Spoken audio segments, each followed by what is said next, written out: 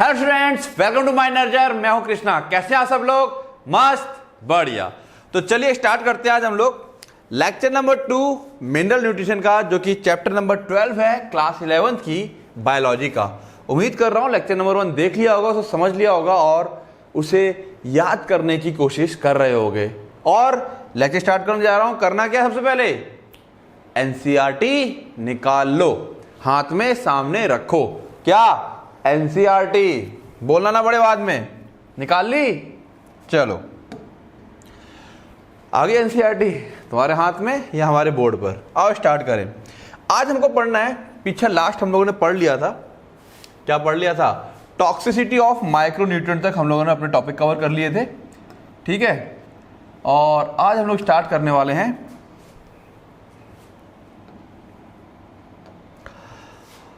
Mechanism of absorption of element. एक element absorb कैसे होता है, उसकी क्या प्रोसेस है।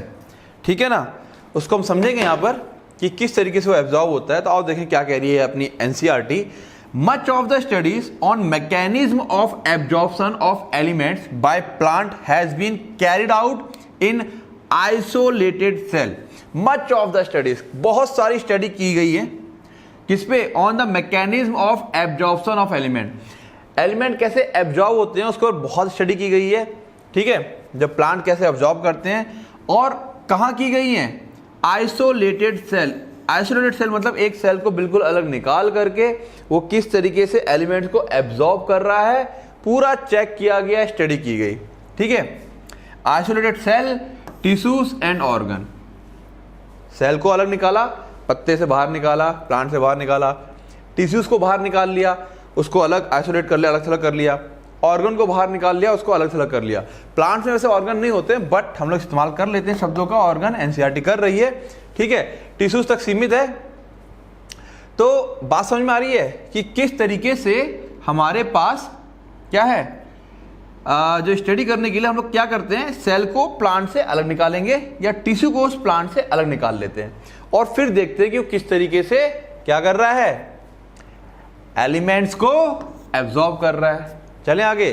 दीज स्टडीज, ये जो स्टडी है, रिवील्ड मतलब रहस्य खोलना, कोई चीज बताना।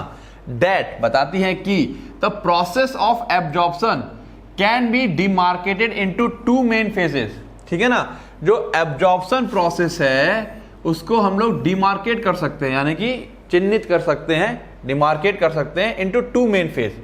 2 मेन फेज में हम उसे मार्क कर सकते हैं, एक तरह से उसे देख सकते हैं, ऐसा समझ लो।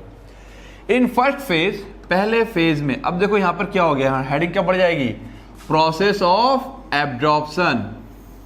2 फेज, फेज फर्स्ट करते हैं ना एनसीईआरटी सारी चीजें। An initial rapid Uptake. शुरुआत में, इनिशियल मतलब शुरुआत में, रैपिड अपटेक, रैपिड बहुत फास्ट, बहुत फटाफट क्या हो रहा है, आयंस का अपटेक हो रहा है, एब्जॉर्प्शन हो रहा है इनटू द फ्री स्पेस। कहां हो रहा है? फ्री स्पेस और outer space of cell. Cell का अगर हम बात करें आउटर स्पेस, यानी कि सेल, ये इसका बाहर का क्या है? आउटर स्पेस है, एक्स्ट्रा सेलुलर फ्लूइड, इसको क्या कहेंगे? Outer space. The apoplast, outer space का यहां पर नाम क्या दिया है? एपोप्लास्ट। एपोप्लास्ट क्या होता है? सेल वॉल वाली जगह। कौन सी जगह है? सेल वॉल वाली। याद है symplastic movement, apoplastic movement? Good.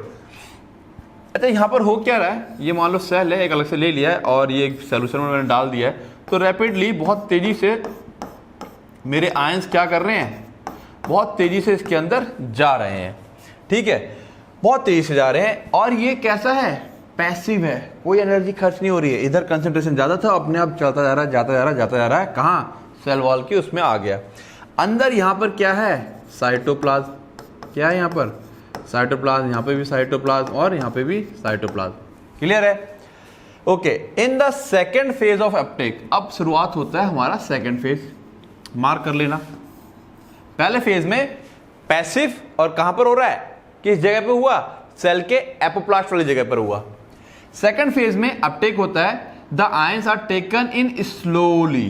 पहला फेज बहुत फास्ट, दूसरा phase slowly into the inner space, the symplast. कहां जा रहा है अब ये? ऑब्वियस ही बात है, अब जो आयंस यहाँ आ गए अब ये कहाँ जाएंगे, सिम्प्लास्ट में जाएंगे।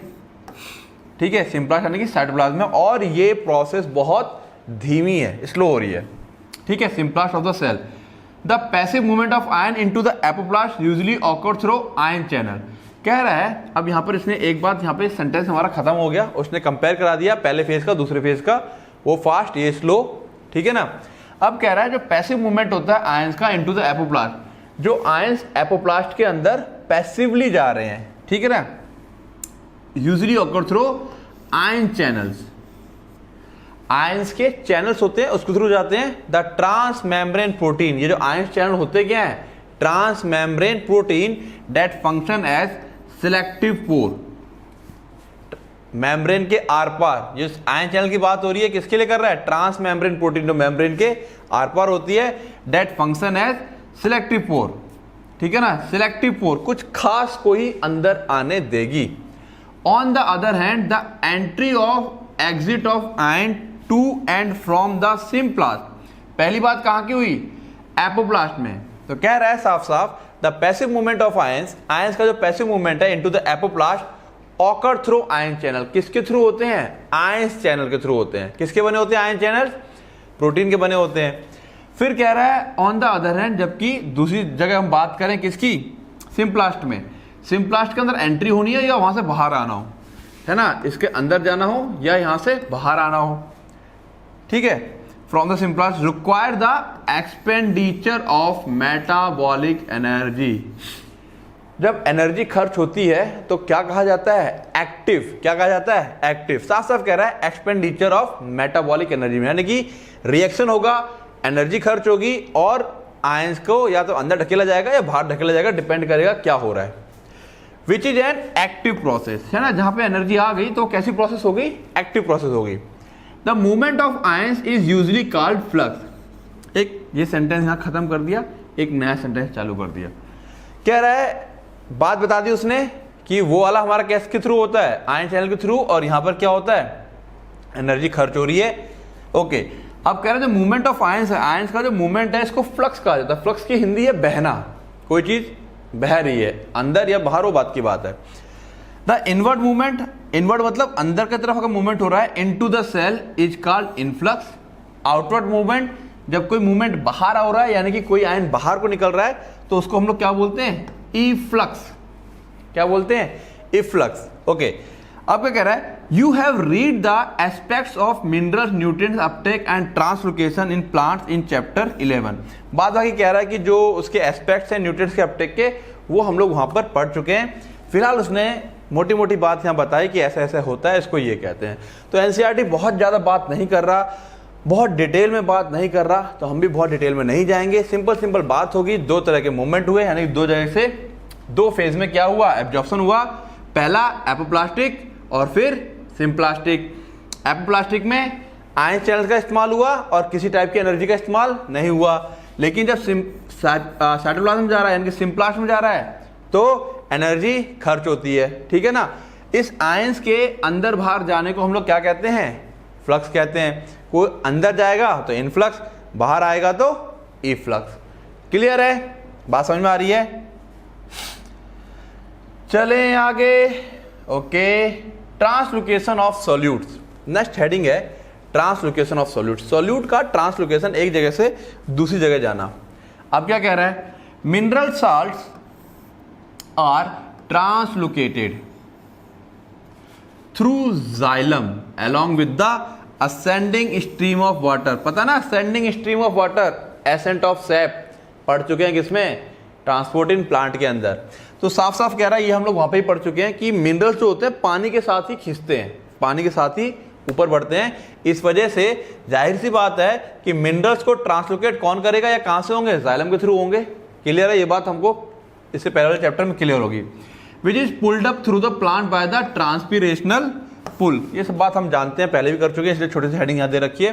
जो ट्रांसपिरेशनल पुल होता है, जिनको नहीं पता इसके बारे में वो लोग पहला चैप्टर, इससे पहले वाला चैप्टर जरूर पढ़ें। ठीक है, ट्रांसपिरेशनल पुल जो होता है उस यानी कि पानी वाला, जिससे कि पानी खींचा जा रहा है, एवापोरेशन होता है, पानी खींचता है ऊपर।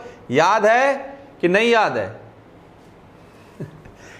पढ़ो, ठीक है, याद नहीं है तो जिनको आता है गुड। तो ट्रांसपिरेशन पुल होता है, पानी खींचा जा रहा है, उसी के साथ साथ न्यूट्रिएंट्स भी ऊपर खींचे जा रहे हैं।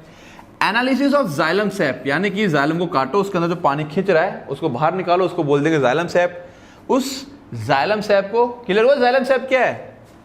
मान लो जाइलम है, इसके अंदर पानी ऊपर चढ़ रहा है, यहाँ से कट किया, इस पानी को बाहर निकाला, इसको क्या बोल दिया? Xylem SAP. सैप क्यों बोला? क्योंकि पानी तो है नहीं, पानी के साथ साथ बहुत सारी और भी चीजें हैं, तो उसको सैप बोल देते हैं। ठीक है। Shows the presence of mineral salts in it. Xylem SAP क्या दिखाता है? मौजूदगी दिखाता है मिनरल और साल्ट की। Use of radio isotopes of mineral element also substantiate the view.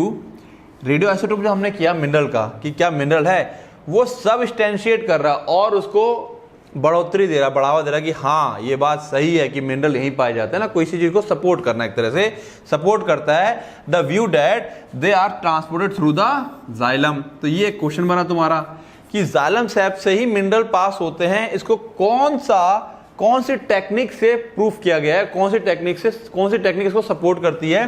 तो radio isotopes of mineral.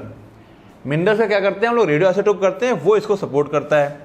You have already discuss the movement of water in xylem. अब जाइलम के मूवमेंट को डिस्कस हम पहले कर चुके हैं, तो वो यहाँ डिस्कस नहीं करेंगे, इसलिए टॉपिक हो गया क्या? छोटा। क्लियर है? चलें आगे। एनसीईआरटी रख ली है ना, कि केवल लेक्चर देख रहे हो? रख लेना एनसीईआरटी, फिर बता रहा हूँ साथ में। ओके, आगे चलते हैं। Soil as reservoir. रिजर्वायर मतलब भंडार, जहां भंडार है ऑफ इसेंशियल एलिमेंट। सॉइल जो है भंडार है, खादान है, किसकी? इसेंशियल एलिमेंट की, जो जरूरी एलिमेंट है। मिट्टी जो है वो खादान है। ऑब्वियसली बात है, प्लांट मिट्टी में लगते हैं तो मिट्टी से सारे न्यूट्रिएंट्स लेगा, तो मिट्टी क्या हो गया? भंडार हो गया। आओ देखें क्या कह रहे हैं यहाँ पर। तो कह रहा है majority of the nutrients that are essential for the growth and development of plants. Majority, ज्यादातर न्यूट्रिएंट्स जो कि जरूरी है for the growth and development, growth के लिए और उसकी बढ़वार के लिए, किसकी? प्लांट की। बिकम अवेलेबल हो जाते हैं टू द रूट्स को, due to the weathering and breakdown of rocks. Weathering क्या होता है?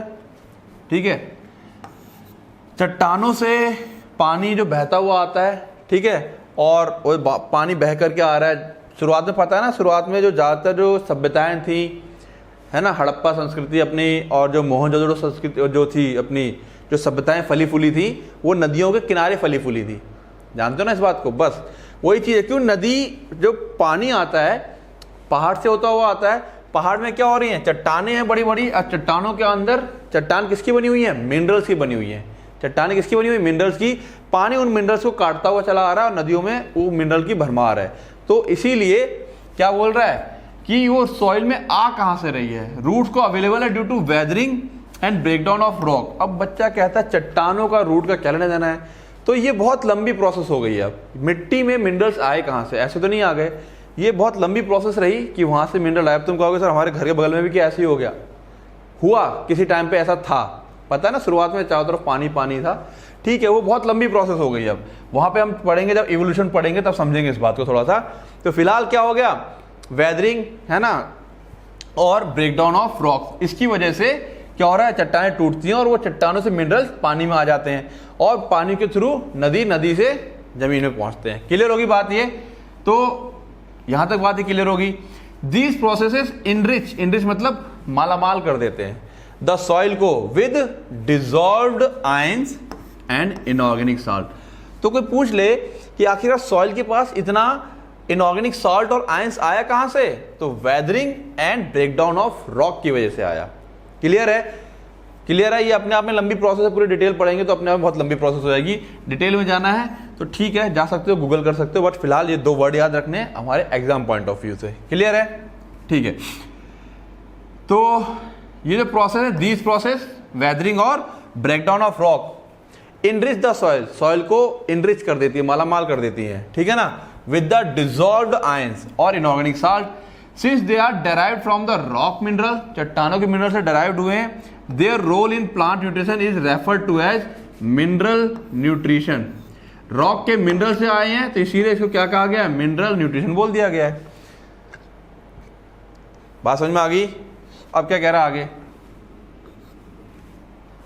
Soil consist of a wide variety of substances. Soil के पास वाइड वैरायटी ऑफ कई तरह के सब्सटेंसेस है, ठीक है, मान ली बात होगी।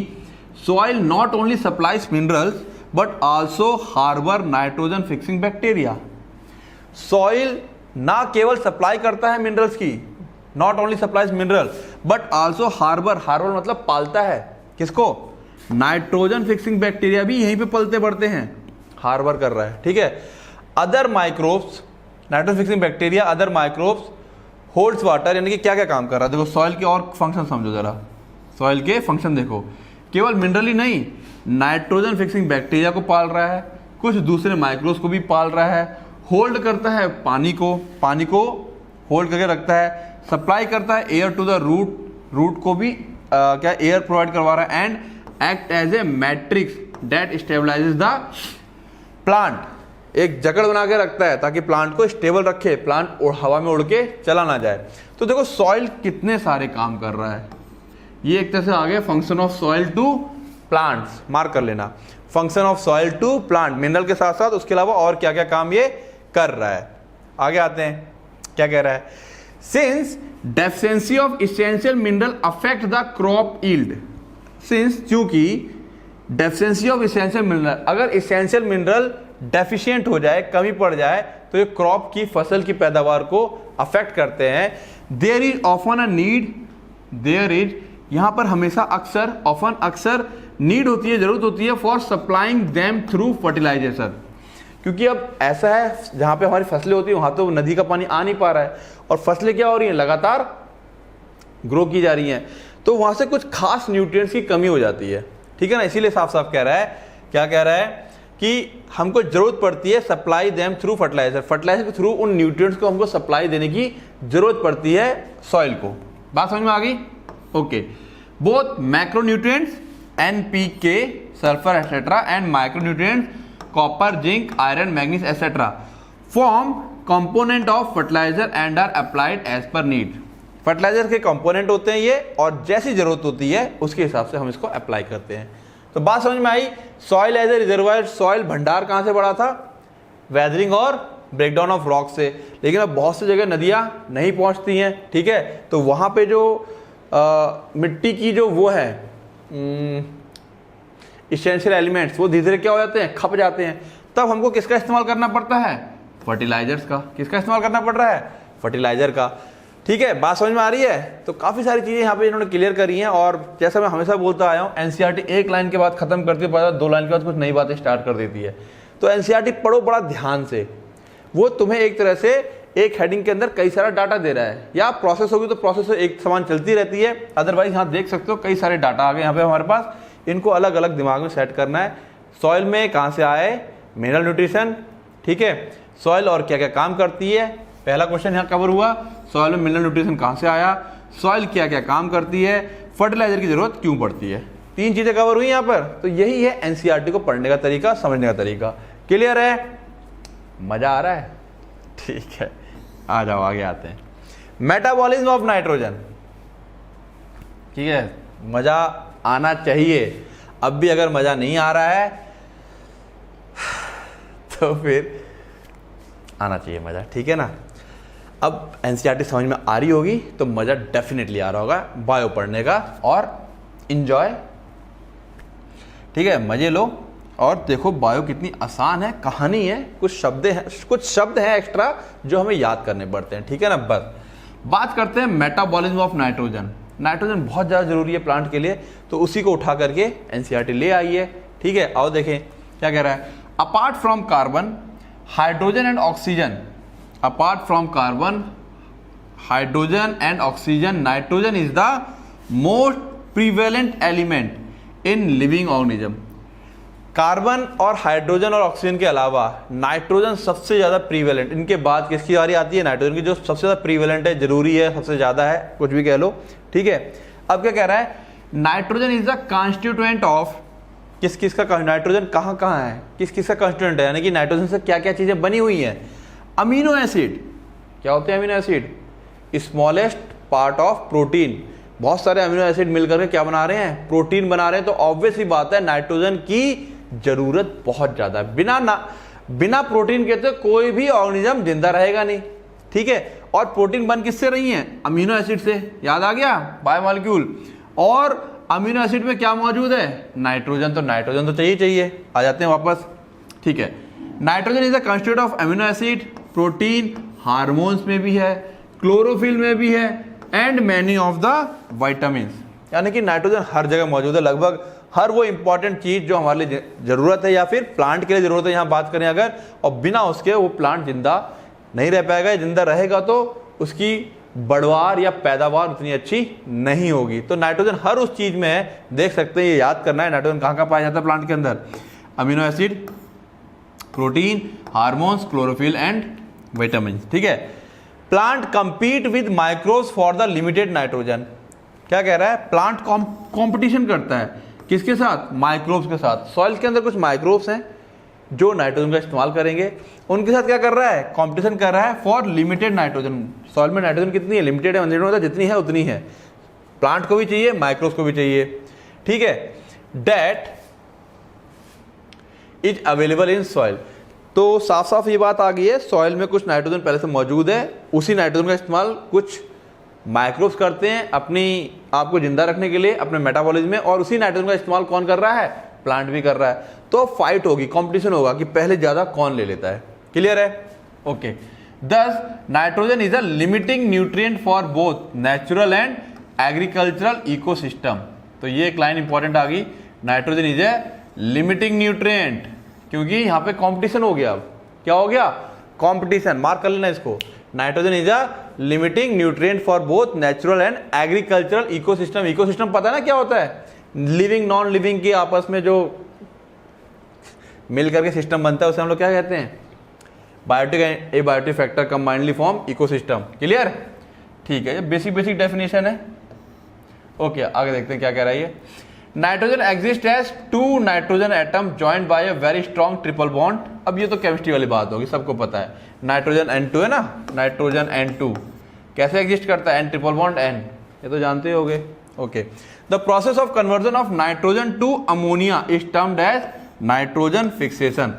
जो नाइट्रोजन है एटमॉस्फेयर की, उसको अमोनिया में कन्वर्ट करना, क्योंकि नाइट्रोजन के रूप में प्लांट एब्जॉर्ब नहीं कर सकता, उसको पहले कन्वर्ट करना होता है।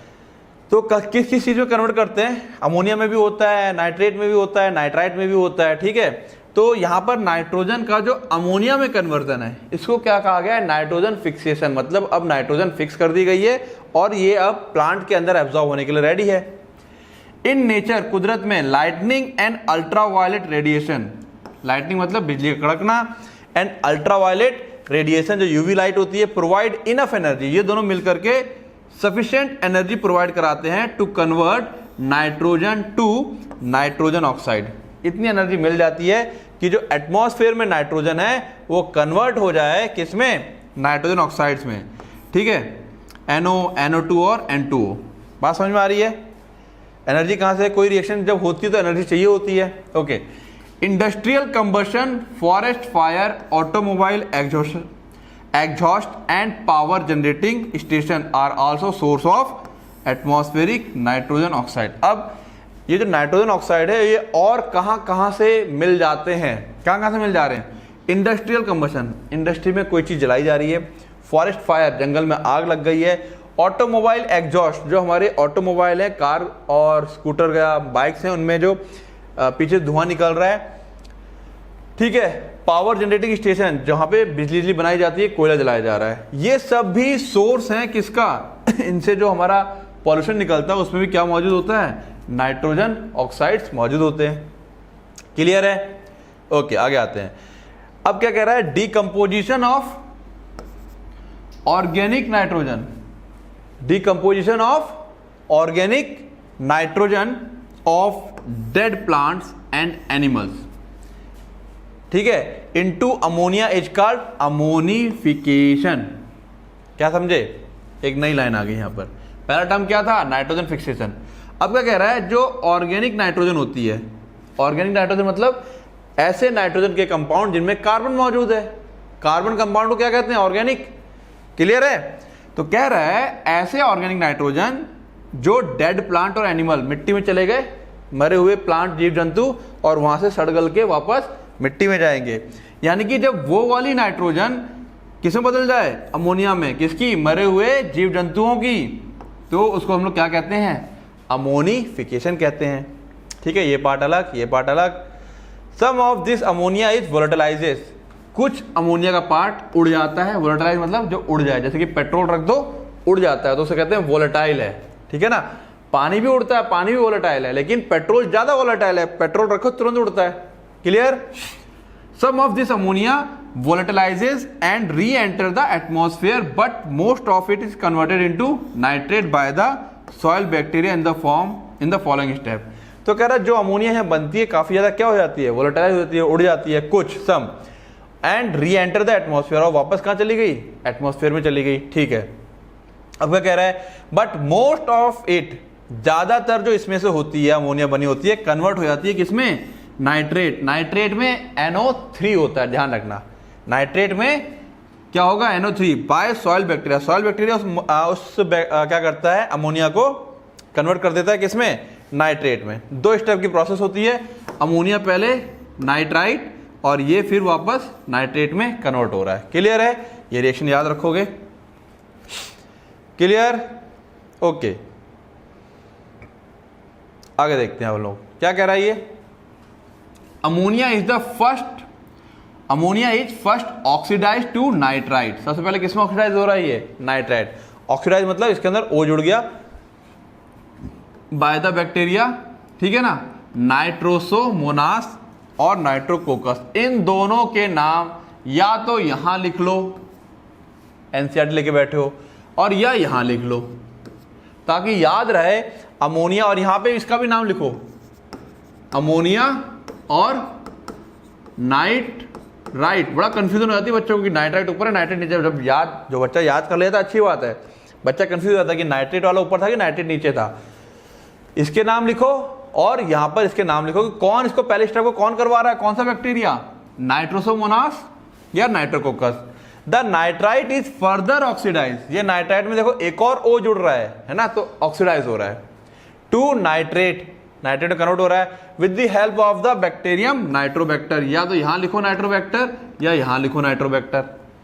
क्लियर है, कौन सी स्टेप में कौन से बैक्टीरिया करा रहे हैं उठा करके यहां लिख लो, ये स्टेप यहां की जरूरत नहीं पड़ेगी। Okay, these steps are called nitrification. ठीक है, these nitrifying bacteria are called chemoautotroph. अब देखो तीन वर्ड बच्चा पढ़ता चला जाता है, ध्यान नहीं देता है। नाइट्रिफिकेशन, क्लियर है, नाइट्रिफिकेशन, इधर पे क्या था, ammonification, nitrogen fixation. Nitrogen fixation, ठीक है ना, यहां पे भी N2 अमोनिया में कन्वर्ट हो रहा है लेकिन एटमॉस्फेयर की। ठीक है, अमोनिफिकेशन डिकम्पोजिशन वाला कन्वर्ट हो रहा है।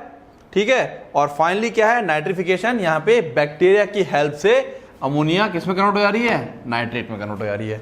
ये तीन वर्ड निकाल के अलग लिख लेना या मार्क कर लेना अच्छे से, ये कंफ्यूज करते हैं वर्ड तीनों। क्लियर है। कीमो ऑटोट्रॉफ्स किसको कहते हैं, केमिकल की हेल्प से जो अपना खाना खुद बनाते हैं। एक होते हैं फोटो ऑटोट्रॉफ जो लाइट की हेल्प से बनाते हैं, एक होते हैं कीमो ऑटोट्रॉफ केमिकल की हेल्प से अपना खाना खुद बना लेते हैं। तो ये बैक्टीरिया कीमो ऑटोट्रॉफ है, अपना खाना खुद बनाते हैं, बट किसकी हेल्प से, केमिकल रिएक्शन की हेल्प से। क्लियर हो गया, आगे आते हैं। The nitrate thus form, nitrate जो बनी, ये नाइट्रेट बन गया, इज एब्जॉर्ब्ड बाय प्लांट्स, ये प्लांट के द्वारा एब्जॉर्ब की जाती है, and is transported to the leaves, और यही पत्तों में ट्रांसपोर्ट की जाती है। इन लीव्स, पत्तों में, it is reduce to form ammonia, ये रिड्यूस करके वापस से क्या बनाई जाती है, ammonia. That finally forms the amine group of amino acid, वहां पे जाके वापस इसको अमोनिया बना करके हम लोग अमीनो एसिड का अमीन ग्रुप ये लोग तैयार करते हैं। बात समझ में आ रही है किस तरीके से अमोनिया कन्वर्ट हुई नाइट्रेट में और फाइनली नाइट्रेट फिर वापस कन्वर्ट हुआ अमोनिया में। Nitrate present in the soil is also reduced to nitrogen by the process of denitrification. ऐसा भी हो सकता है जो नाइट्रेट यहां मौजूद है वो वापस से कहां बदल जाए, अमोनिया में। ठीक है, तो उसको हम लोग क्या कहते हैं, denitrification. Denitrification is carried by bacteria Pseudomonas and Thiobacillus, ये एक डीनाइट्रिफिकेशन। चौथी प्रोसेस आ गई डीनाइट्रिफिकेशन, नाइट्रिफिकेशन, डीनाइट्रिफिकेशन। क्लियर है, एक साथ पढ़ के इसे दिमाग में सेट करना है। क्लियर, चले आगे। ओके, अब कह रहा है बायोलॉजिकल नाइट्रोजन फिक्सेशन। कि कैसे हो रहा है उसके बारे में बात करेंगे। चलो यहाँ पे एक साइकिल दे रखी है, पहले उसको देख ले। नाइट्रोजन साइकिल है हमारे पास, तो देख सकते हैं हम लोग atmospheric nitrogen, biological fixation, industrial fixation, electrical जो बताया था मैंने ठंडरिंग वगैरह होगी, या डीनाइट्रिफिकेशन, ठीक है ना। यहां से ये वापस यहां चला गया। अब क्या हुआ, इन दोनों ने क्या बनाया, अमोनिया। सॉइल के अंदर अमोनिया किस में कन्वर्ट हुई, ये नीचे वाली रिएक्शन, ठीक है ना, नाइट्राइट में और फिर वो नाइट्रेट में, ठीक है ना। जो नाइट्रेट होता है वो अपटेक कर लिया जाता है किससे, प्लांट के द्वारा। प्लांट कौन खाएगा, एनिमल, या प्लांट सड़ जाएगा। एनिमल, प्लांट को एनिमल ने खाया या प्लांट मर गया, दोनों। अब एनिमल भी जब मर जाएगा तो दोनों मिलकर कहाँ जाएगा, डिकेइंग बायोमास। वापस से क्या होगा, अमोनिफिकेशन, जो हमने पढ़ा था यहाँ पे अमोनिफिकेशन है ना, डिकेइंग वाला। और ये वापस से कहाँ, अमोनिया बन गया तो कहाँ पहुंची वापस से, एटमॉस्फेयर में। तो बात समझ में आ रही है, क्लियर है, यही पूरी साइकिल है यहाँ पर। ओके, आगे आते हैं। बायोलॉजिकल नाइट्रोजन फिक्सेशन क्या कह रहा है इसके अंदर, किस तरह से नाइट्रोजन फिक्सेशन हो रही है। Very few living organism can utilize the nitrogen in the form of N2। कह रहा है बहुत ही कम ऑर्गेनिज्म है जो यूटिलाइज कर सकते हैं nitrogen in the form of N2। N2 की फॉर्म में डायरेक्ट यूटिलाइज करना नाइट्रोजन को बहुत कम ऐसे हैं ऑर्गेनिज्म, ठीक है। Available abundantly in air, nitrogen तो बहुत ज्यादा है एयर में, अगर डायरेक्ट इस्तेमाल हो जाती कोई दिक्कत ही नहीं थी फिर तो। But only certain prokaryote species, कुछ ही प्रोकारियोटिक स्पीसीज है, प्रोकारियोटिक पता है ना, bacteria, are capable of fixing nitrogen. कुछ बैक्टीरिया ही, प्रोकारियोट मतलब बैक्टीरिया के अंदर क्षमता होती है कुछ के अंदर जो नाइट्रोजन को फिक्स कर सकते हैं, फिक्सिंग नाइट्रोजन। नाइट्रोजन फिक्सिंग का मतलब पता है ना, अभी देखा था हमने, क्या है नाइट्रोजन फिक्सेशन, नाइट्रोजन का, एटमॉस्फेरिक नाइट्रोजन का कन्वर्ट करना किसमें, अमोनिया में, ठीक है ना। अब ये टर्म आते रहेंगे, सेट कर लो दिमाग में, ठीक है। वीडियो पॉज कर लो, ये 3-4 शब्द थे, इनको एक बार रिवाइज कर लो, फिर वीडियो को वापस से स्टार्ट करो। ओके, हम आगे चलते हैं। Reduction of nitrogen to ammonia by living organism. अब देखो क्या बोल रहा है, कुछ ही प्रोकारियोट कर पाते हैं। अब आगे क्या बोल रहा है, reduction of nitrogen to ammonia, nitrogen का रिडक्शन होना अमोनिया में by living organism, living organism के द्वारा, is called biological nitrogen fixation. कितना आसान है ना, वो नाम से दिख रहा था, बायोलॉजिकल नाइट्रोजन फिक्सेशन। बायोलॉजिकल मतलब लिविंग, जो बायोलॉजिकल है, जो लिविंग है, उसके द्वारा नाइट्रोजन को फिक्स किया जाना, ठीक है। ये रहा N2 किसमें कन्वर्ट हो गया, अमोनिया में। द एंजाइम नाइट्रोजनेज, कौन सा एंजाइम है, nitrogenase, which is capable of nitrogen reduction. ये कैपेबल होता है नाइट्रोजन को रिड्यूस करने में, ठीक है। Is present exclusively in prokaryote. Yes, exclusively क्या मतलब हो गया इसका, एक्सक्लूसिव शोरूम प्राइस। देखो ना, बाइक खरीदने जाते हो, सिर्फ और सिर्फ कहाँ मौजूद है ये, प्रोकारियोटा में, सॉरी प्रोकारियोट्स में। कहाँ मौजूद है, प्रोकारियोट्स में, एक्सक्लूसिवली है, सिर्फ और सिर्फ। Such microbes are called N2 fixers. इन माइक्रोब्स को हम लोग क्या कहते हैं, N2 फिक्सर्स कहते हैं। क्लियर होगी बात। अब देखो यहाँ पर कुछ एग्जाम्पल आने वाले हैं, बहुत कायदे से ध्यान से समझना। The nitrogen fixing microbe could be free living, यह हेडिंग डाल लोगे तुम, और सिम्बियोटिक। तो यानी कि यहाँ पे इसके बगल में क्या लिख लोगे, जो N2 फिक्सर है, ठीक है ना, इसमें एक आ गया हमारे पास कौन, फ्री लिविंग, ऐसे लिख लोगे बगल में। फिर एक लिख लोगे यहाँ पर क्या, सिम्बियोटिक। सिम्बियोटिक मतलब पता है ना, दो लोग एक दूसरे के ऊपर डिपेंड होते हैं और एक दूसरे को फायदा पहुंचाते हैं। अब देखो फ्री लिविंग के आगे क्या लिखोगे, example of free living nitrogen fixing, nitrogen fixing aerobic. अब देखो इसमें भी फ्री लिविंग में 2 केस बनेंगे, कौन कौन से, एक है फ्री लिविंग एरोबिक, ठीक है ना। Microbes are azotobacter and beijerinckia, क्या नाम है, beijerinckia, while rhodospirillum is anaerobic and free living. Free living और एंड एरोबिक। तो बात समझ में आई, यहां बच्चा फंस जाता है एग्जाम्पल को याद करने में। फ्री लिविंग तो है, एक एरोबिक है एंड एरोबिक है। अब इसके एग्जाम्पल यहां लिख लोगे, इसके 2 थे, इसका 1 था। ऐसा ही करना है, तब याद होगा, फिर बता रहा हूं मैं, ये भटक जाता बच्चा यहां पर। In addition number of cyanobacteria such as anabaena and nostoc are also free living nitrogen fixer. अब वो कह रहा है इसके अलावा कई सारे साइनोबैक्टीरिया, साइनोबैक्टीरिया फोटोसिंथेटिक होते हैं ये, ठीक है ना। Such as anabaena and nostoc are also free living, तो ये भी क्या है, फ्री लिविंग है। क्लियर हो गया, बात समझ में आई। ओके, आगे आते हैं। अब बात करते हैं सिम्बियोटिक। वो क्या हो गए, फ्री लिविंग की बात कर दी उसने, यहाँ बात चलेगी अब सिम्बियोटिक की। क्लियर, या सिम्बियोटिक यहाँ पे आ जाएंगे नीचे हम लोग।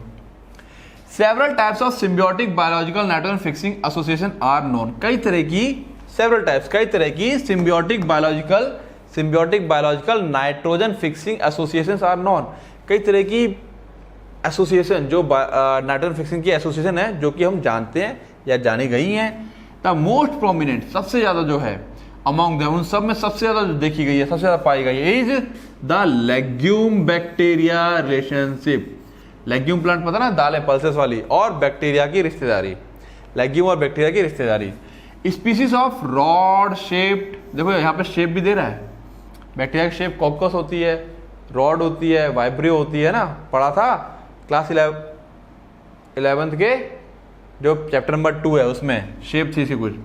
Rod shape rhizobium has such relationship with the roots of several legume such as अल्फा अल्फा, sweet clover, sweet pea, lentils, garden pea, broad bean, clover bean, ठीक है ना, एटसेट्रा। अब यहाँ पे तुम्हारा आ गया लर्निंग वाला पार्ट कि जो राइजोबियम बैक्टीरिया है, पहली बात तो कहाँ रिश्तेदारी बनाता है, जाकर के रूट में, प्लांट की रूट में जाकर के बैठ जाएगा। प्लांट से क्या लेता है, रहने के लिए जगह लेता है, बदले में प्लांट को नाइट्रोजन फिक्स करके देता है।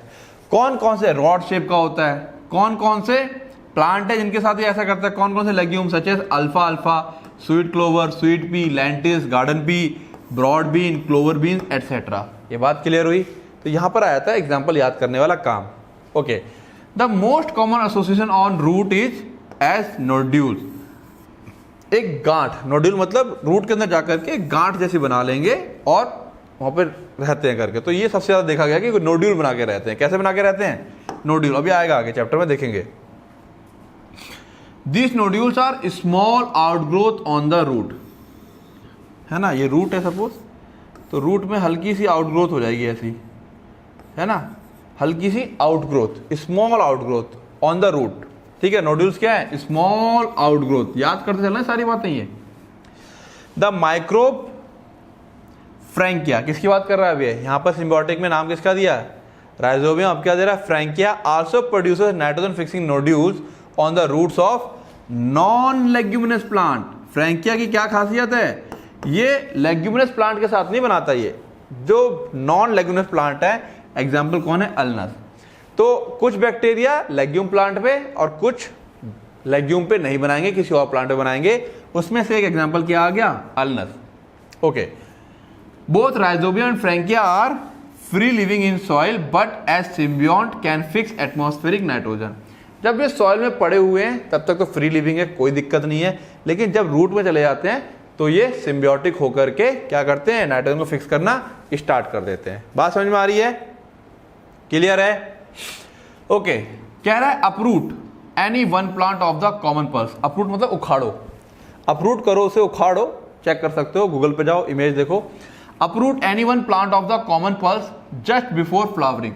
फ्लावरिंग से पहले उसको क्या करो, अपरूट करो। फ्लावरिंग से पहले क्या करना, उसको उखाड़ना है। तो तुम पाओगे, यू विल सी, क्या देखोगे, नियर स्फेरिकल आउटग्रोथ, लगभग गोल गोल एक आउटग्रोथ देखोगे ऑन द रूट्स, रूट की जड़ों पे गोल गोल सी आउटग्रोथ देखोगे। दीज आर नोड्यूल्स, इनको हम लोग क्या बोलते हैं, नोड्यूल्स बोलते हैं। If you cut through them you will notice that the central portion is red. उसको, गांठ को अगर तुम काटो तो क्या पाओगे, उसका बीचा बीच का पोर्शन होता है वो कैसा होता है, रेड होता है या पिंक होगा। इसका भी रीजन पढ़ेंगे अभी हम, क्यों होता है ऐसे। What makes the nodule pink, ये कौन इसको पिंक बनाता है, तो कह रहा है this is due to the presence of leguminous haemoglobin और लेग हीमोग्लोबिन। ये अब इसके बारे में पढ़ेंगे हम लोग कि किस तरीके से ये बैक्टीरिया को बचाता है, उसका जो एंजाइम होता है उसको प्रोटेक्ट करता है ऑक्सीजन से, ठीक है ना। इसके बारे में बात करेंगे अभी हम लोग, ठीक है। तो जो बीच का पार्ट लाल होता है या पिंक होता है, किसकी वजह से होता है, लेग हीमोग्लोबिन की वजह से होता है या लेग्यूमिनस हीमोग्लोबिन की वजह से होता है। फिलहाल अभी इतना याद करना है। तो बात समझ में आ रही है, क्या क्या यहाँ पे बात हमने पकड़ी है। Free living, symbiotic. सिम्बियोटिक में दो टाइप की कैटेगरी आ गई, एक लेग्यूमिनस वाली, एक नॉन लेग्यूमिनस वाली। एक लेग्यूमिनस वाली राइजोबियम, नॉन लेग्यूमिनस वाली फ्रैंकिया। फ्रैंकिया में एग्जांपल अल्नस आ गया। क्लियर हो गया? ठीक है। अच्छा, ये दोनों जब फ्री होते हैं तो फ्री लिविंग रहते हैं, और जब प्लांट के साथ चले जाते हैं तो सिम्बियोट बन जाते हैं। क्लियर है? तो ये फ्री लिविंग भी रहते हैं। ठीक है, साफ साफ लिखा हुआ है। ओके, यहाँ पे बता रहा है, अगर देखना चाहते हो तो उखाड़ के देखो, और उसको कट करोगे तो बीच बीच में हमको क्या मिलेगा? पिंक पिंक पार्ट मिलेगा, जो किसकी वजह से होता है? हीमोग्लोबिन या लैग हीमोग्लोबिन की वजह से होता है। क्लियर है यहाँ तक बातें? चलें आगे। ओके, अब बात आने वाली है नोड्यूल फॉर्मेशन। जो मैं बता रहा था कि रूट में क्या रहते हैं? नोड, जैसे नोड से बन जाते हैं, काफी बड़ा बना दिया मैंने ये।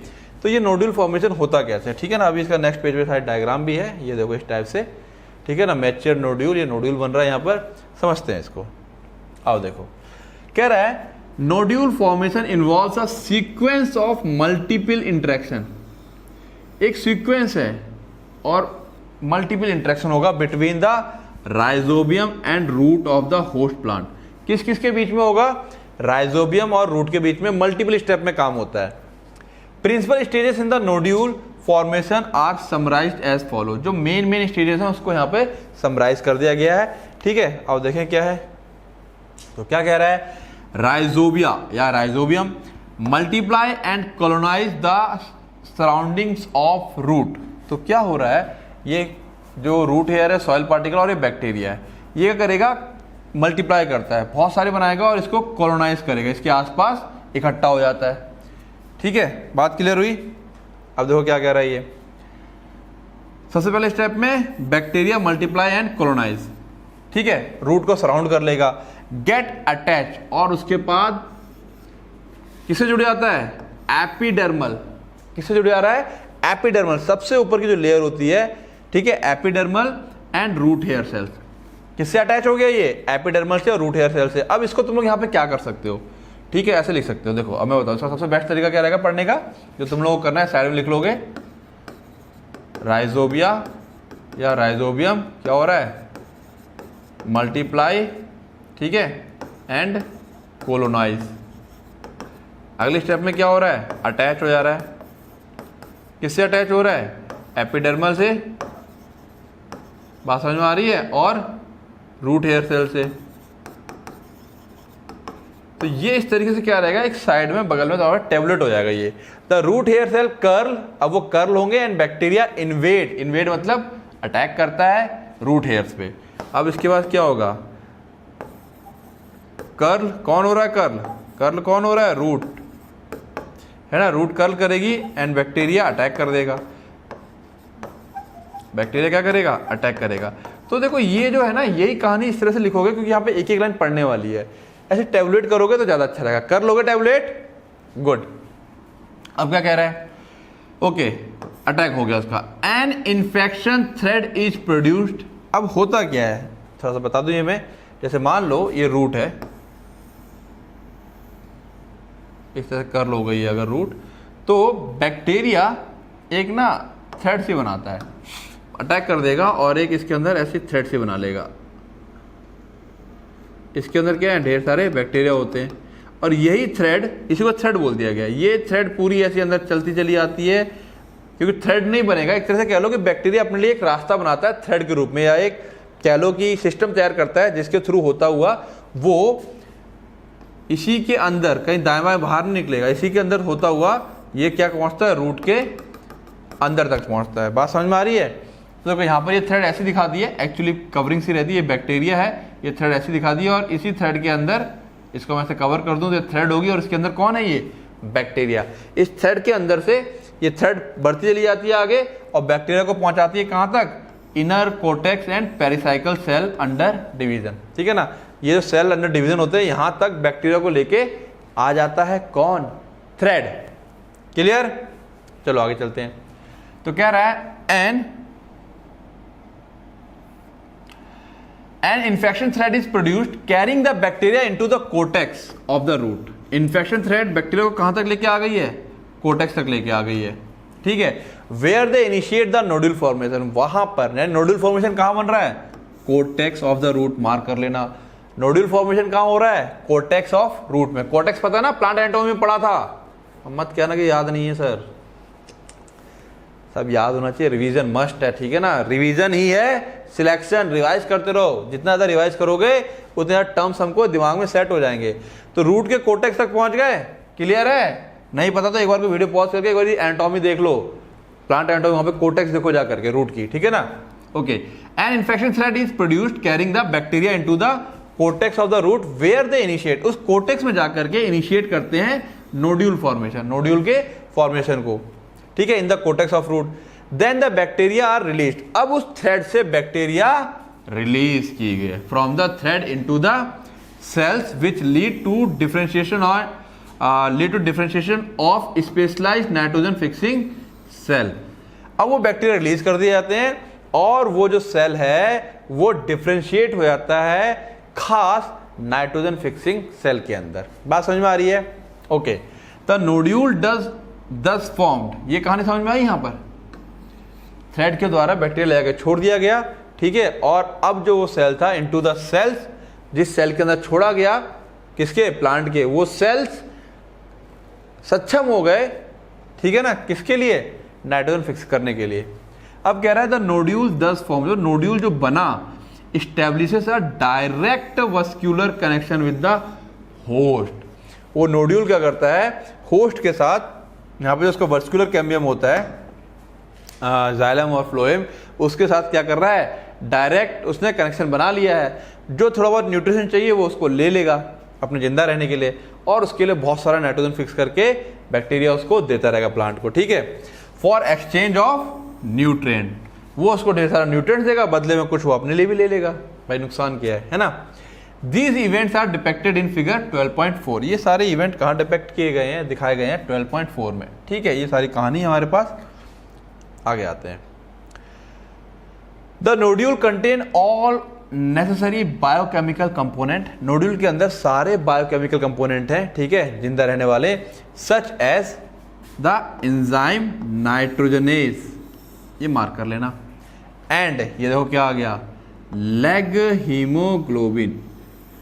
बहुत सारी चीजें हैं, इसमें दो का जिक्र हो रहा है। एक एंजाइम नाइट्रोजनेस, नाइट्रोजनेस ने क्या किया था, याद है? N2 को, ओहो, नाइट्रोजनेस ने क्या किया था? नाइट्रोजनेस ने क्या किया था? कहां गया नाइट्रोजनेस? अच्छा, कहां चला गया?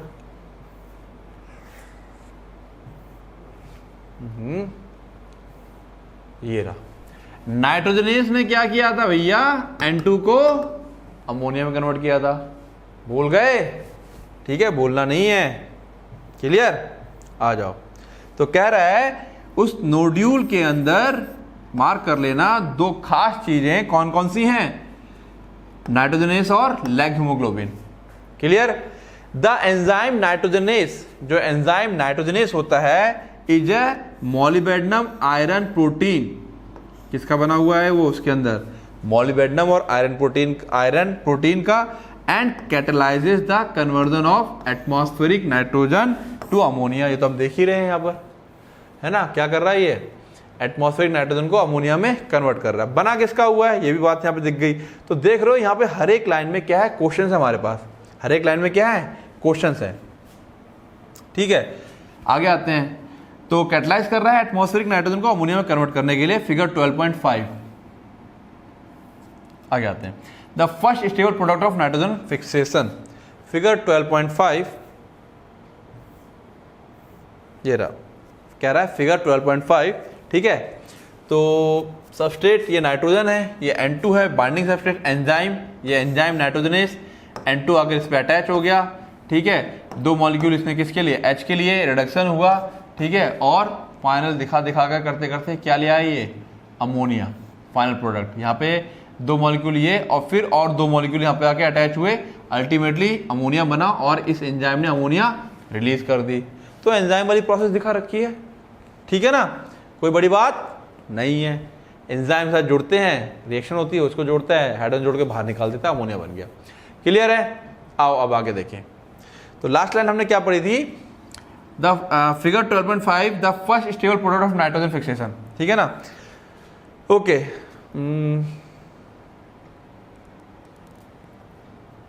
अमोनिया क्या है, the first stable product of nitrogen fixation, यानी कि एटमॉस्फेरिक नाइट्रोजन टू अमोनिया, ठीक है। इसको थोड़ी देर हटा दो, ये बीच में कंफ्यूजन पैदा कर रहा है, तो सेंटेंस पढ़ो जरा क्या है।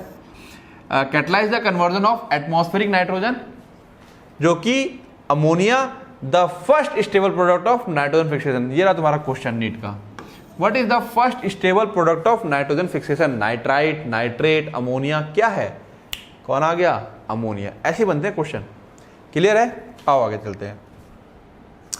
अब क्या कह रहा है, the reaction is as follows, reaction दिखा रहा है वो, नाइट्रोजन, ठीक है ना, 8 इलेक्ट्रॉन 8s 16 एटीपी और 2 मॉलिक्यूल ऑफ अमोनिया। अब 2 मॉलिक्यूल ऑफ अमोनिया के लिए 16 एटीपी लग रहा है, तो एक अमोनिया के लिए 8 एटीपी लगेंगे, क्लियर है ना, ठीक है। तो देखो यहाँ पे क्या कह रहा है अब ये, the enzyme nitrogenase is highly sensitive, बहुत ही ज्यादा संवेदनशील है भैया, किसके लिए, टू मॉलिक्यूलर ऑक्सीजन। अगर ऑक्सीजन मिल गई इसको तो ये बर्बाद हो जाएगा, मर जाएगा। तो ये ऑक्सीजन से बच के रहना चाहता है, इसीलिए डीप अंदर में बैक्टीरिया गया ना, वहां पर इसका जो एंजाइम होता है नाइट्रोजनेस वो एक्टिवेट होता है, उससे पहले नहीं होगा। जब फ्री लिविंग रहता है सॉइल के अंदर जहां ऑक्सीजन मौजूद है, वहां ये एंजाइम नहीं होगा उसके पास, या एक्टिवेट नहीं होता है। इट रिक्वायर्स एनएरोबिक कंडीशन, बिना ऑक्सीजन वाली कंडीशन चाहिए होती है, बिना ऑक्सीजन के काम करेगा, ऑक्सीजन मिल गई तो मर जाता है, ये दम घुटता ऑक्सीजन में इसका, ठीक है। The nodules have adaptation, nodules के पास एडेप्टेशन होती है, ऐसी खासियत है कि अपने आप को एडेप्ट कर लेता है। दैट इंश्योर, वो एडेप्टेशन, ठीक है, इंश्योर करती है कि एंजाइम प्रोटेक्ट रहे किससे, ऑक्सीजन से।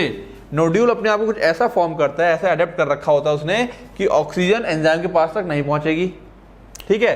टू प्रोटेक्ट दीज एंजाइम, इन एंजाइम को बचाने के लिए the nodule contain an oxygen scavenger, oxygen को खत्म करने वाले, कॉल्ड लैग हीमोग्लोबिन, ऑक्सीजन को खा के खत्म कर देता। अगर गलती से अंदर पहुंच भी रहा है तो लैग हीमोग्लोबिन क्या करेगा, ऑक्सीजन को कंज्यूम कर देगा और से O2 की फॉर्म को खत्म कर देता है, क्लियर है। It is interesting to note that, ये कहानी समझ में आ गई, ये कहानी समझ में आ गई होगी, ठीक है ना, कि किस तरीके से नाइट्रोजनेस सेंसिटिव होता है O2 के लिए और लैग हीमोग्लोबिन उसको बचाने के लिए तैयार बैठा है। O2 आएगा मार डालेगा, मतलब खा के खत्म कर देगा। अब कह रहा है इट इज इंटरेस्टिंग, बड़ा इंटरेस्टिंग है टू नोट करो डैट कि these microbes live as aerobes under the free living condition. जो बता रहा था मैं, जो बैक्टीरिया था मेरा राइजोबियम वगैरह, ये जब फ्री लिविंग है, रूट में नहीं है, सॉइल में पड़ा हुआ है नॉर्मली, तो ये एरोबिक होते हैं, ऑक्सीजन लेके जिंदा रहते हैं। Where nitrogenase is not operational, जब ये एरोबिक होंगे तो नाइट्रोजनेस ऑपरेशनल नहीं होता है, वो इनएक्टिव फॉर्म में रहेगा, क्लियर है, अदरवाइज मर जाता। But during nitrogen fixing event, लेकिन जब नाइट्रोजन फिक्स करने की तैयारी चल रही होती है, घटनाएं हो रही होती हैं, दे बिकम एनएरोबिक, उस समय ये एनएरोबिक हो जाते हैं। अगेन क्वेश्चन की भरमार देख रहे हो ना, कितनी सारी क्वेश्चन की भरमार है, हर लाइन से क्वेश्चन निकल के आ रहा है। कब वो एरोबिक होंगे, कब वो एनएरोबिक हो जाएगा, लैग हीमोग्लोबिन का क्या काम है, ऑक्सीजन स्कैवेंजर किसे कहते हैं, क्वेश्चन ही क्वेश्चन हो गए ये। 10 प्रोटेक्टिंग द नाइट्रोजनेस एंजाइम, अच्छा एनएरोबिक हो गए हैं, इस प्रकार वो नाइट्रोजनेस एंजाइम को बचा रहे हैं।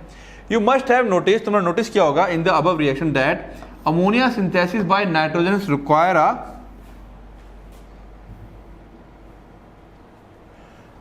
very high input of energy 8 ATP for each ammonia produced. The energy required thus is obtained from the respiration of the host cell.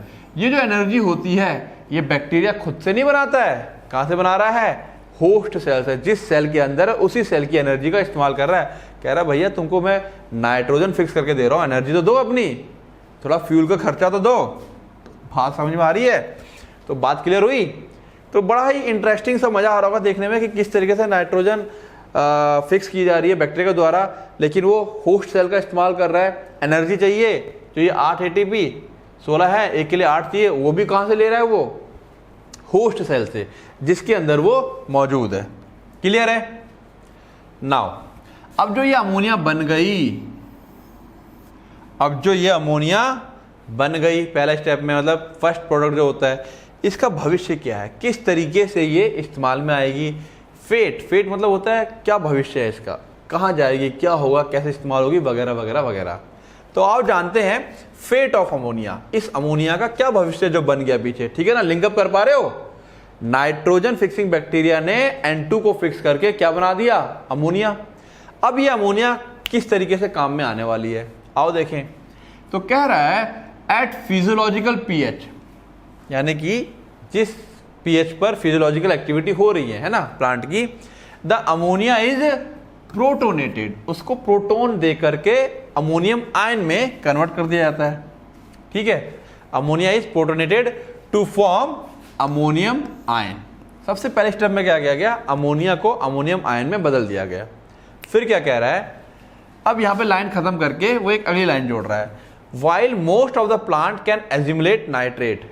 कह रहा है बहुत सारे प्लांट एज्यूमुलेट करते हैं, यूटिलाइज करते हैं, इस्तेमाल करते हैं किसको, नाइट्रेट को, as well as ammonium ion को। ये लाइन बिल्कुल इसने अलग एक डाटा है, एक कॉन्सेप्ट दे रहा है। द लेटर, ये लेटर पत्र वाला नहीं, लेटर बाद वाला, इस लेटर का मतलब बाद वाला, जो बाद में है। बाद में कौन है, नाइट्रेट और अमोनियम आयन में, दोनों में बाद में कौन है, अमोनियम आयन। कह रहा है जो बाद में है is quite toxic to plant. ये अमोनियम आयन टॉक्सिक होता है, जहरीला। अब तुम कहोगे सर जहरीला है तो क्यों ले रहा है ये, समझो बात को। नाइट्रोजन अंदर कैसे जाएगा प्लांट के, अमोनिया के फॉर्म में, फिर उसको चेंज कर दिया जाता है, देखेंगे अभी। फिर उसको क्या कर दिया जाता है, तुरंत चेंज किया जाएगा। अमोनियम को इकट्ठा करना नुकसानदायक है, अंदर ले लिया, अंदर बुला के तुरंत बदल दिया उसे कि भैया चलो हटाओ, अब तो अमोनियम आयन नहीं रह जाओगे, किसी और रूप में रहोगे। बात समझ में आ रही है, ठीक है। And hence cannot accumulate in them, वहां पे एक्यूमुलेट नहीं हो सकता है, तुरंत अमोनिया आता जा रहा है, उसको बदलता जा रहा है, अमोनिया आता जा रहा है, उसको बदलता जा रहा है। हमें मेन क्या चाहिए, नाइट्रोजन चाहिए ना, हमें जरूरत नाइट्रोजन की है।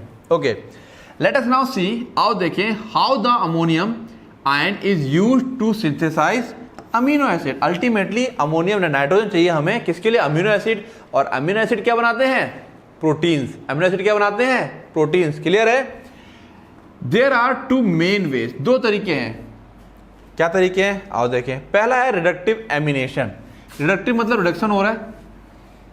इस रिडक्शन में क्या हो रहा है, अच्छा, रिडक्टिव एमिनेशन जर्नल अगर तुम जाओगे ऑर्गेनिक केमिस्ट्री में तो क्या पाओगे, रिडक्टिव एनिमेशन का मतलब होता है कहीं पर क्या होगा, कीटोन ग्रुप होगा, इसको यहां से हटा दिया जाएगा और क्या लग जाता है,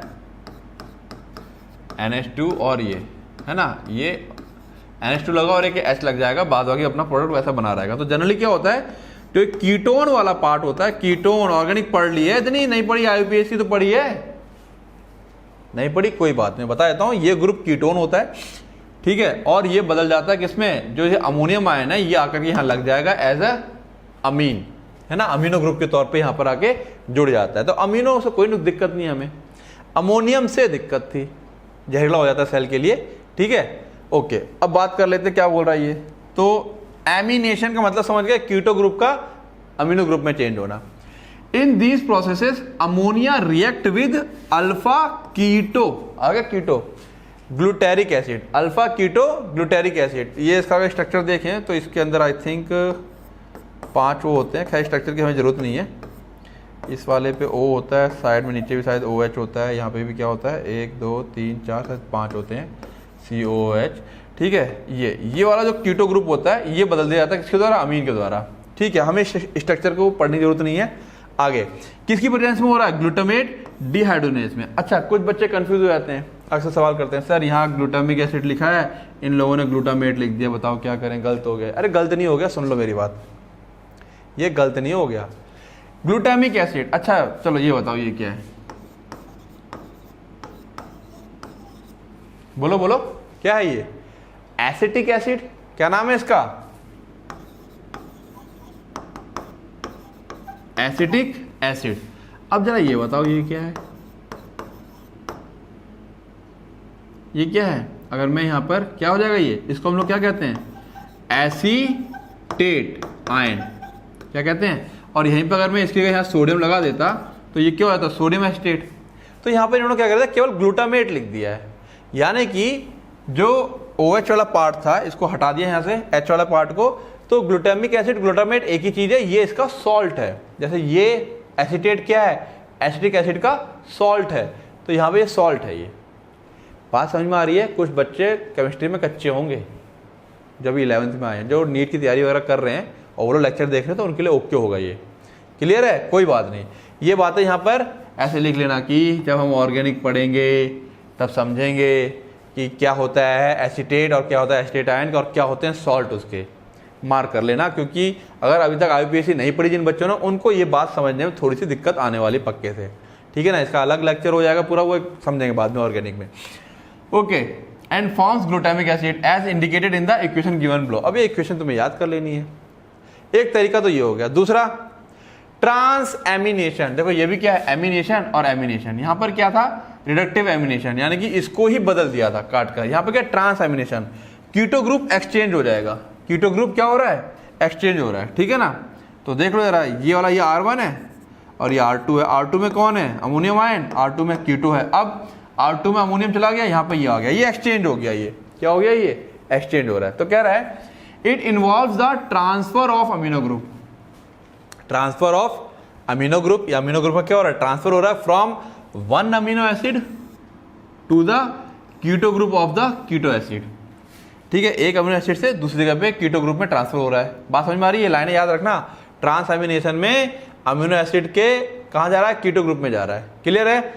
glutamic acid is the main amino acid. साफ साफ लिख दिया ऊपर, बना हमारा ग्लूटामिक एसिड।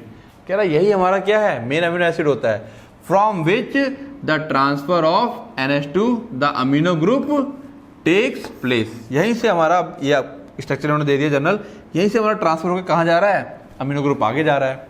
ठीक है ना? And other amino acid are form through the transamination. फिर यहाँ से अमीन आगे जा रहा है और उससे फिर क्या हो रहा है, कुछ दूसरे अमीनो एसिड, जहाँ पे अमीन लगते जाएंगे तो अलग अलग टाइप के अमीनो एसिड बनते जाएंगे। ठीक है ना? टोटल कितने अमीनो एसिड हैं, 20, जिनके हेल्प से प्रोटीन बनता है। पता है, नहीं पता, कोई बात नहीं, यहाँ आ जाते हैं हम लोग। ठीक है? तो साफ साफ दे दिया है, the amino group take place and other amino acid are form through transamination. The enzyme transaminase, यहां लिख लेना, catalyse all such reaction. For example ये रहा। क्लियर है? बात समझ में आ गई किस तरीके से ये हुआ? क्या भूल ही गए क्या हुआ, क्या हो रहा था भैया? ये अमोनियम आयन जहरीला था, इकट्ठा हो जाएगा, तो इस अमोनियम आयन को फटाफट इससे हमें कन्वर्ट करके क्या बना लेना था, अमीनो एसिड में, या इसे अमीनो ग्रुप में कन्वर्ट कर लेंगे, जो कि हमारे लिए क्या है, फायदेमंद है। नाइट्रोजन चाहिए हमें। बात क्लियर होगी?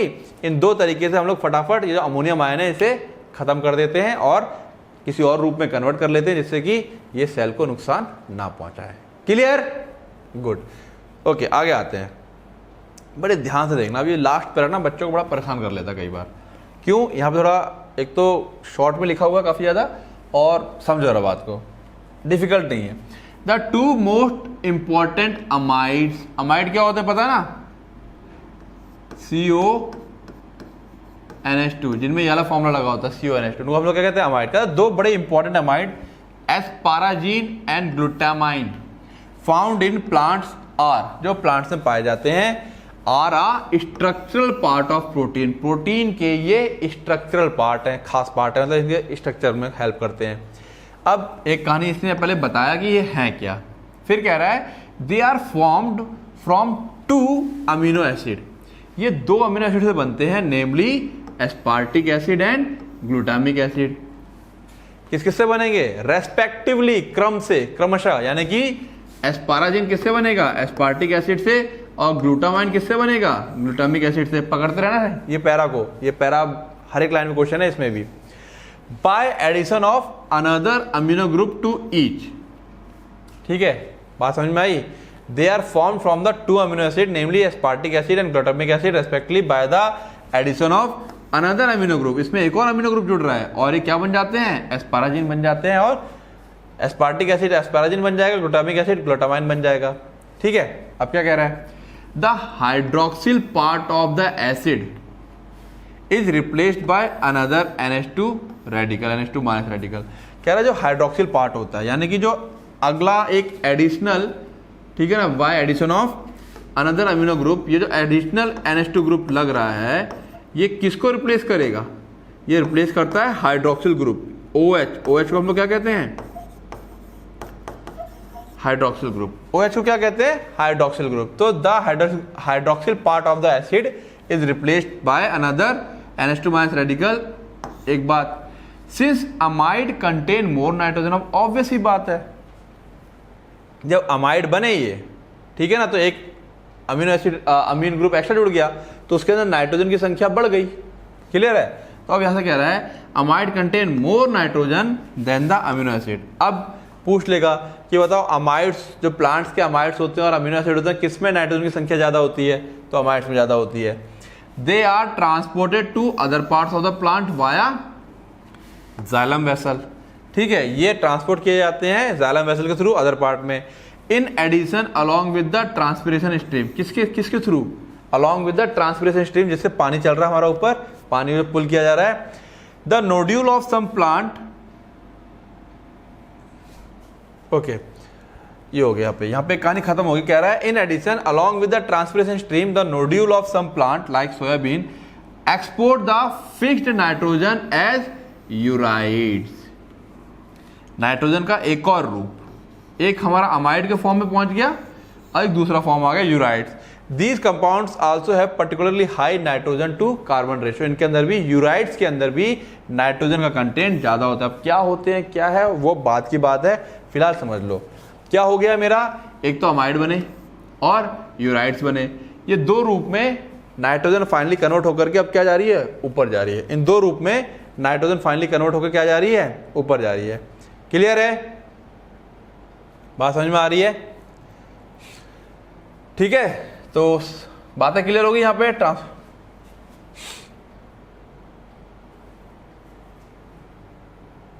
तो ये चैप्टर हमारा क्या हो जाता है, फिनिश हो जाता है। क्लियर है? और इसको अच्छे से पढ़ना और देखना। ये जो पैरा है हमारे पास, मैं पहले बता चुका हूं, ये पैरा थोड़ा सा बच्चों को कॉम्प्लिकेट लगता है। ठीक है, और हो क्या रहा है कि एनसीईआरटी में छोटे से पैरे में सब कुछ कंसंट्रेटेड फॉर्म में लिख दिया गया है। कैसे लिख दिया गया है? कंसंट्रेटेड फॉर्म में। तो बच्चों को समझने में बड़ी दिक्कत सी आ जाती है। एक पैरा खत्म हुआ, एक पैरा कोई और चालू कर दिया, एक खत्म हुआ, फुल स्टॉप, एक बात कुछ और चालू कर दी। डाटा सा इकट्ठा करके दे रहा है, उतना डाटा मिलता है या दिया जा रहा है जो बेसिक है उस टॉपिक में जानने के लिए कि हाँ ऐसा ऐसा होता है, ऐसी ऐसी चीज़ें हैं। ठीक है, कि अमाइड के अंदर और यूराइड के अंदर नाइट्रोजन कंटेंट ज़्यादा होता है। इसी रूप में किसके थ्रू, जाइलम के थ्रू ये ऊपर लिए जा रहे हैं। तो ये सब कुछ बेसिक बातें जो है, जो एनसीईआरटी क्या कर रहा है, क्लियर और कवर कर रहा है हमारे लिए। तो इनको यहाँ पर अब ये बातें याद करने वाली बहुत ज़्यादा हो जाती हैं। पहली बात तो समझ में आ जाए कि है क्या, समझ में आने के बाद समझ में आ गई, फिर तो कहानी जैसा होता है। फिर क्या करना है, मैंने जो बताया, साइड में इसके पॉइंट्स वगैरह थोड़ा सा निकाल करके लिखोगे तो तुम्हारे लिए पढ़ना क्या हो जाएगा, आसान हो जाएगा। और एक ही चीज़ ध्यान रखना, समझना उतना डिफिकल्ट नहीं है। फिर धीरे धीरे होता क्या है, 10 चैप्टर, 20 चैप्टर, 25 चैप्टर, 50 चैप्टर जो पढ़ लिए हमने फिजिक्स, केमिस्ट्री, बायो में, उनका रिवीजन बहुत जरूरी होता है। जो हम आज पढ़ रहे हैं वो तो समझ में आ ही रहा होगा, लेकिन जो 10 दिन पहले पढ़ लिया, क्या वो याद है? क्या 10 दिन पहले की जो बायो पढ़ी, क्या वो याद है? नहीं याद होगी अगर रिवीजन नहीं कर रहे होगा। रिवीजन कर रहे हो तो याद होगा, फटाफट उसको बता दे रहे होगे। तो क्या निष्कर्ष निकला, रिवीजन ही है सिलेक्शन। ठीक है, रिवाइज करोगे ऑटोमेटिक सिलेक्शन हो जाएगा, ऑटोमेटिक। रिवीजन पे फोकस करो सबसे ज्यादा, जो पढ़ लिया है उसमें से क्वेश्चन गलत ना हो जाए। अब जो नहीं पढ़ा वो देखेंगे, अभी आगे पढ़ेंगे। जो पढ़ लिया है उसमें से क्वेश्चन गलत नहीं होना चाहिए, इतना अपने आप को स्ट्रांग करो। तो पहले एक चैप्टर पढ़ लिया, फिर 2, फिर 10, फिर 50, फिर 60, जो चैप्टर कवर होते जाएं उनको स्ट्रांग करते चलना, उनको रिवाइज करते चलना है। क्लियर है? All the best.